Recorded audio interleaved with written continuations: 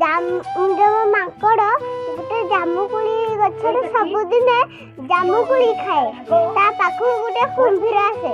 ତାପରେ ତା ଯୋଉରା ଅଇଁଠା ପକାଏ ଜମ ମାଙ୍କଡ଼ ସିଏ ସବୁ କୁମ୍ଭୀର ସବୁ ଖାଏ।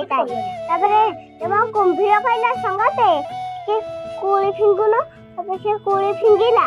ତାପରେ ସେ ଦିଟା ଖାଇଲା। ଦେଖିଲା ଭାରି ସୁଆଦିଆ ଲାଗୁଛି। ତା କଲିଜାଟା ଭାରି ସୁଆଦ ଲାଗିଥିବ। ତାପରେ କୁମ୍ଭୀର ଆଇଡିଆ କରିକି ତାକୁ ନେଲା ତା ଘରକୁ। କହିଲା ସଙ୍ଗତେ ଆମ ଘରକୁ ଯିବ। ତାପରେ ମାଙ୍କଡ଼ କହିଲା ତମ ଘର ତ ପାଣିରେ ମୁଁ କେମିତି ଯିବି। ତାପରେ କୁମ୍ଭୀର କହିଲା ମୁଁ ମୋ ପିଠିରେ ବସେଇକି ନେବି। ତାପରେ ମାଙ୍କଡ଼ କୁମ୍ଭୀର ପିଠିରେ ବସେଇଲା। ତାପରେ କୁମ୍ଭୀର ପିଠିରେ ବସେଇକି ତା ଘରକୁ ନେଲା। ତାପରେ କୁମ୍ଭୀର କହିଲା ମୁଁ ତମକୁ କ'ଣ ପାଇଁ ଆଣିଛି? ନାଇଁ କ'ଣ ପାଇଁ? ସେ କହିଲା ତମ କଲିଜାଟା ପୁରା ଖାଇବା ପାଇଁ ନେଇଲି।